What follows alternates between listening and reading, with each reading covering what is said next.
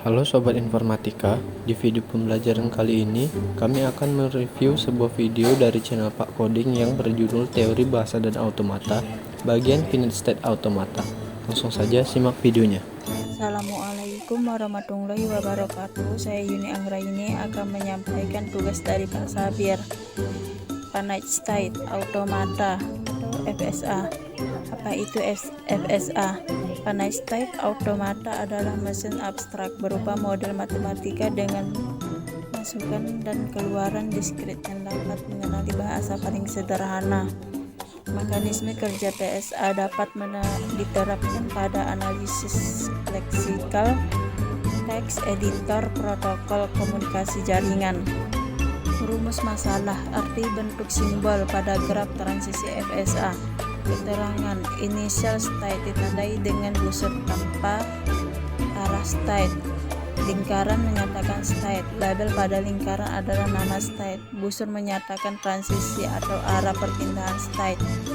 Label pada busur adalah simbol input. Lingkaran ganda menyatakan final state. Mesin automata seperti SIM ganjil biasanya juga disebut graf transisi. Pernyataan FSA secara formal. FSA dinyatakan dalam 5 tupel atau N sama dengan Q, sigma, delta, Q0, F, di mana Q himpunan state atau kedudukan, sigma himpunan simbol atau masukan atau abjad, delta fungsi transisi, Q0 state awal atau kedudukan awal, F himpunan state akhir. Dan di sini ada contoh yang pertama, mesin automata pengecek pariti ganjil, sistem akan menerima jika jumlah bit 1 adalah ganjil. Dan contoh yang kedua, Q sama dengan O dd, even, sigma sama dengan 0,1, Q0 sama dengan even, F sama dengan O dd, delta even, 0 sama dengan even, delta even, 1 sama dengan O dd, delta O dd, 0 sama dengan O dd, delta O d, 1 sama dengan even. Selanjutnya saya akan mengartikan bentuk simbol pada graf transisi FSA. Yang pertama, initial state ditandai dengan busur tanpa asal state. Yang kedua, lingkaran menyatakan state. Yang ketiga, label pada lingkaran adalah nama state. Yang keempat, busur menyatakan transisi atau arah perpindahan state. Yang kelima, label pada busur adalah simbol input. Yang keenam, lingkaran ganda menyatakan final state. Contoh bagaimana ketika mesin ini digunakan, misalnya seperti ini. Ketika mesin ini mendapatkan inputan 11011, maka urutan state-nya yang terjadi adalah contohnya jumlah bitnya 1101.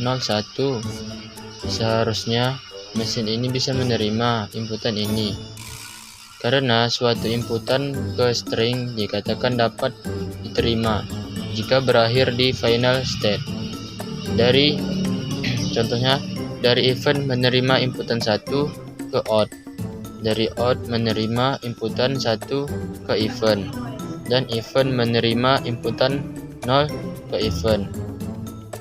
Ke even itu kembali dan ke even, menerima inputan 1 ke odd, artinya inputan prosesnya berakhir di final state, berarti inputannya diterima karena inputan ini adalah ganjil.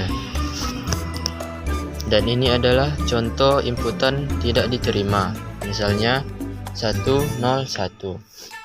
Berarti kita mulai even menerima 1 ke odd, odd menerima inputan 0 ke odd itu kembali, odd menerima inputan 1 itu ke even.